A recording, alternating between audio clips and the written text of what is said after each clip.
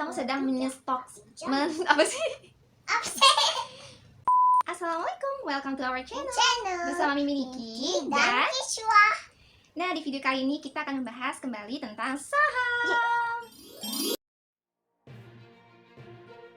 2 Januari 2020, Bursa Efek Indonesia mengumumkan UNPR atau Unilever Indonesia stock split dengan rasio 1:5. Harga saham sebelum stock split pada tanggal 30 Desember 2019 yaitu di 42.000 per lembar sahamnya. Kemudian tercatat nominal setelah stock split pada tanggal 2 Januari 2020 adalah 8.400 per lembar sahamnya. Do atau Sido muncul pada November 2020 juga melakukan stock split dengan rasio 1:2. Harga saham sebelum stock split berada di level 1.495, setelah stock split berada di sekitar 747,5 per lembar sahamnya. TBPD Banten Tbk dengan kode BKS atau BEX melakukan reverse stock dengan rasio 10:1 pada 10 Desember 2020. Harga sahamnya yang tadinya mentok Rp50 dalam jangka waktu yang cukup lama, kemudian setelah reverse stock harga saham naik ke level 500 per lembar sahamnya. Jadi apa sih stock split dan reverse stock itu? Kok bisa merubah harga saham dalam sekejap? Mengapa perusahaan melakukan kebijakan tersebut? Serta apa sih untungnya bagi perusahaan dan juga investor retail? Lalu, apakah ada kekurangan atau kelemahannya? Sabar-sabar, jangan kebanyakan. Satu-satu ya. Aku akan jelasin satu persatu. Keep on watching! Jadi, stock split itu maksudnya secara bahasa adalah pemecahan saham. Lengkapnya, pemecahan jumlah lembar saham menjadi jumlah lembar yang lebih banyak dengan menggunakan nilai nominal yang lebih rendah atau lebih kecil per lembar sahamnya secara proporsional. Secara nilai investasi, nilai uangnya nggak ada yang berubah, tapi jumlah lotnya yang akan semakin banyak mengikuti rasio dari stock splitnya. Misal kayak Unilever kemarin nih, dia melakukan stock split dengan rasio 1:5. Berarti maksudnya satu split menjadi 5 stok. Yang tadinya harga Unilever sebelum stock split itu adalah Rp42.000 per lembar sahamnya. Jadi minimal kalau beli itu kan 1 lot atau sama dengan 100 lembar. Tinggal dikalikan 42.000, berarti uang yang harus kita keluarkan untuk membeli 1 lot saham Unilever sebelum stock split itu adalah 42.000 dikalikan 100, yaitu sekitar 4.200.000. Itu baru dapat 1 lot. Nah, setelah stock split harga sahamnya dipecah nih. Kalau tadi 1 lotnya itu 42.000, nah tinggal kita bagikan 5 aja karena rasio stock splitnya tadi yaitu 1:5. Berarti 42.000 dibagi 5, harga per lembar sahamnya yang terbaru itu sekitar 8.400 untuk 1 lotnya. Maka uang yang harus kita keluarkan untuk membeli saham Unilever setelah stock split adalah 8.400 dikali 100 yaitu sekitar Rp840.000. Segitulah uang yang kita keluarkan untuk minimal membeli saham Unilever sejumlah 1 lot setelah aksi korporasi stock split tadi. Nah, itu kan berlaku untuk yang mau beli setelah stock split. Jadi gimana ceritanya orang atau investor yang udah punya saham Unilever ini sebelum stock split? Kalau yang udah punya saham Unilever sebelum stock split, misalnya dia punya 1 lot nih saham Unilever sebelum stock split, maka setelah stock split otomatis di portofolionya nanti dia akan punya 5 lot saham Unilever secara otomatis di portofolionya. Jadi lembar saham yang beredar di bursa akan semakin banyak nih. Namun secara nominal sebenarnya sama aja. Analogi sederhananya kayak gini. Bayangkan kamu punya uang pecahan 1 lembar 50.000. Terus kamu tukarin uang kamu itu ke warung sebelah dengan pecahan 5 lembar 10 ribuan. Jadi sekarang kamu punya 5 lembar uang 10.000 kan? Nah, kamu punya lembar kertas yang lebih banyak nih. Kamu jadi punya 5 lembar uang kertas di dompet kamu yang tadinya kamu cuma punya 1 lembar, padahal secara nilai valuasinya sama aja, yaitu sama-sama 50.000. Nah, dengan kamu menukar 1 lembar 50.000 menjadi 5 lembar 10 ribuan, berarti kamu sedang men-stock splitkan uang kamu dengan rasio 1:5.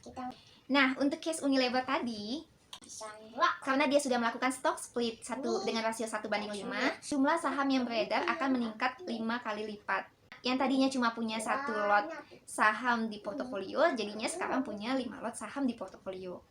Harga sahamnya menciut atau mengecil 5 kali, yang tadi sebelumnya 42.000 per lembarnya jadi 8.400 per lembarnya. Kemudian total nilai saham atau nominal valuasinya sebenarnya tetap sama saja.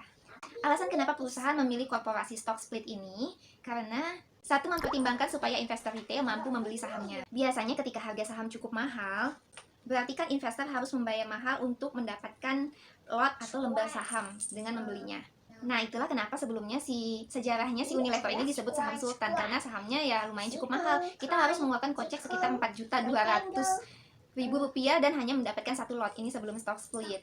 Nah, dengan adanya korporasi stock split ini, Saham akan lebih mudah diakses atau dibeli oleh pemegang saham potensial dengan jangkauan lebih luas lagi karena harga sahamnya sudah cukup terjangkau. Yang kedua, juga bisa untuk meningkatkan likuiditas. Karena harga sahamnya udah lebih terjangkau, biasanya akan lebih ramai diperdagangkan. Ramai diperdagangkan di bursa berarti sahamnya disebut liquid. Karena harga yang lebih terjangkau biasanya lebih menarik minat investor untuk berinvestasi di perusahaan tersebut. Menurut studi dari Nasdaq, banyak perusahaan yang terbukti mengalami kenaikan harga saham setelah melakukan stock split, dengan kenaikan hingga rata-rata 2,5%. Kemudian yang ketiga, setelah melakukan stock split, nilai saham akan berkurang nominalnya walaupun secara valuasi sebenarnya sama saja, sehingga ramainya jual beli saham di perusahaan tersebut tidak terlalu membuat dampak yang terlalu besar pada harga saham. Karena harganya tampak lebih murah, jadi lebih rame yang melirik gitu kan, lebih banyak yang tertarik, padahal kan sama aja sebenarnya. Nah, jadinya rame itu diperdagangkan, tapi risikonya kecil karena si stock split ini tadi nggak terlalu mempengaruhi harga fluktuatif harganya. Dari sudut pandang investor retail, kebijakan korporasi ini pun juga menguntungkan. Karena selain bisa membeli harga saham yang lebih murah atau lebih terjangkau, stock split ini secara nggak langsung membuat kepemilikan lebih banyak. Contoh nih, misalnya kayak case Unilever tadi. Misal dia udah punya satu lot nih sebelum stock split. Nah, ketika ada pembagian dividen itu adalah pembagian keuntungan perusahaan yang nilainya akan dikalikan per lembar saham kepemilikan dia. Jadi misalnya kalau tadi dia punya satu lot, itu sama dengan 100 lembar. Misalnya aja nih, misal kalau Unilever membagikan dividennya 10.000 per lembar. Maka dividen yang akan dia terima sebelum stock split itu kan, tadi dia punya satu lot atau 100 lembar. Yang dibagikan itu 10.000 per lembarnya, berarti tinggal dikalikan aja 10.000 dikali 100. Jadi dia dapat 1 juta untuk dividen satu lot saham Unilever yang dia punya. Namun setelah adanya stock split yang tadinya dia punya 1, jadinya dia punya 5 nih karena stock split 1:5, maka berarti dia punya 500 lembar nih, jadinya kan dikalikan 100 lembar ya. Setelah stock split berarti dividen yang dia terima itu tadi misalnya kalau 10.000 tinggal dikalikan 500, berarti dia menerima dividennya 5 juta setelah stock split. Nah, tapi ini hanya pemisahan ya, karena dividen dari Unilever bukan segitu pembagiannya, bukan segitu nominal jumlahnya. Keputusan korporasi itu pasti ada pro dan kontranya nih. Yang tadi itu kan pro-nya, keuntungannya gitulah yang bisa didapat setelah stock split. Lalu kontranya atau kemungkinan buruk apa sih yang mungkin terjadi setelah stock split? Walaupun ya nggak mesti terjadi, tapi kan kita harus tahu kemungkinan buruknya. Nah, stock split itu ternyata meningkatkan volatilitas, atau maksudnya besarnya jarak atau gap dari naik turunnya harga saham. Ini terjadi bila di awal stock split investor banyak sekali yang masuk atau membeli sehingga menyebabkan fluktuatif atau gap yang sangat besar dari harga sahamnya. Kontranya lagi, tidak selamanya stock split itu membuat harga sahamnya naik. Ada kemungkinan harga saham akan tetap murah dan tidak mengalami peningkatan setelah stock split. Jika harga saham yang udah dipecah atau stock split ini nggak kunjung naik, bisa terjadi kemungkinan saham tersebut di-delisting oleh Bursa Efek Indonesia. Tapi tentunya saham blue chip nggak kayak gitu konsepnya ya, Bun. Konsepnya ya, Bun. Tetap fundamental yang menentukan existingnya, nggak akan naik turun semudah itu. So in fundamental we trust. Nah, tadi kita udah ngomongin stock split, sekarang kita beralih ke reverse stock atau stock reverse yuk. Jenis makanan apa sih itu? Jadi reverse stock atau stock reverse, whatever lah ya kalian nyebutnya apa, itu adalah kebalikan dari stock split. Karena kita udah memahami stock split dari penjelasan aku tadi yang sebelumnya, jadi gampang banget kan untuk kita mengetahui apa sih reverse stock itu. Reverse stock ini secara bahasa sih artinya pemampatan saham. Lengkapnya, pemampatan jumlah lembar saham menjadi jumlah lembar yang lebih sedikit dengan menggunakan nilai nominal yang lebih tinggi per lembar sahamnya secara proporsional. Biar lebih gampang, mari kita analogikan pakai uang kayak tadi. Misalnya nih, anggap aja kamu adalah pemilik warung yang punya uang pecahan 10 ribuan 5 lembar. Kemudian ada nih tetangga kamu datang minta tukar. Dia bawa uang 50 ribu nih, minta tukar uang 10 ribuan pecahan 5 lembar kamu tadi itu jadi satu lembar 50 ribu. Jadi dia kasih satu lembar 50 ribunya dia ke kita, dan kita kasih 10 ribu kita 5 lembar ke dia.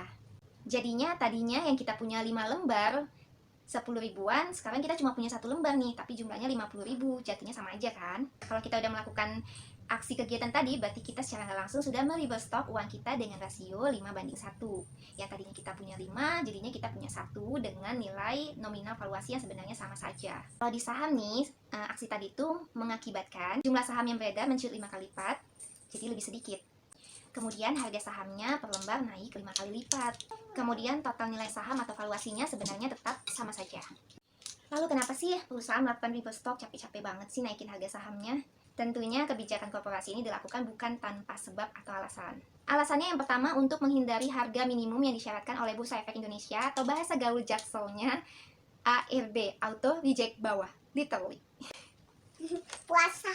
Karena banyak investor, baik retail maupun institusi, memiliki kebijakan atau keputusan pribadi untuk tidak membeli atau mengambil posisi saham yang nilainya di bawah nilai minimum. Saham yang nilainya udah di bawah minimum tentunya membuat saham ini udah nggak liquid lagi nih. Jadi siapa sih yang mau masuk ke sana kayak gitu? Reputasinya pasti udah jelek, bisa-bisa mentok dikocak.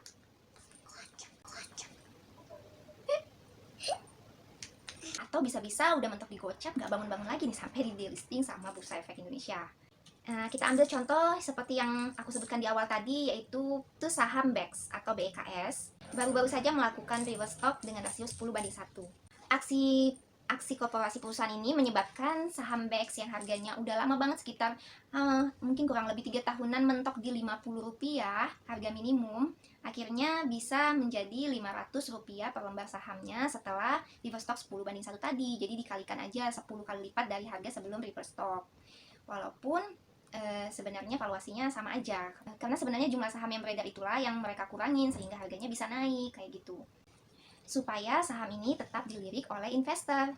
Nah, perusahaan yang harga sahamnya telah jatuh ke nilai terendah, dikhawatirkan keadaan pasar ini membuat perusahaan gagal memenuhi persyaratan pencatatan bursa, hingga nantinya bisa di-delisting atau dihapuskan di lantai Bursa Efek Indonesia perusahaannya. Tapi nggak selamanya perusahaan yang reverse stock itu alasannya kayak tadi yang aku sebutkan itu, karena ada lagi alasan lain kenapa perusahaan melakukan reverse stock. Bisa juga karena perusahaan itu ingin go private. Apa sih go private itu?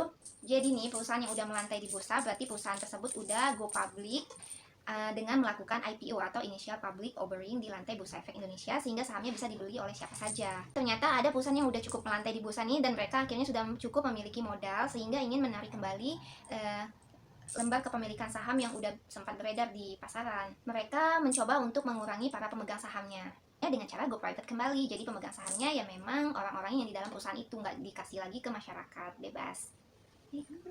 Kemudian alasan reverse stock lainnya bisa juga karena perusahaan ingin melakukan spin-off. Apalagi itu?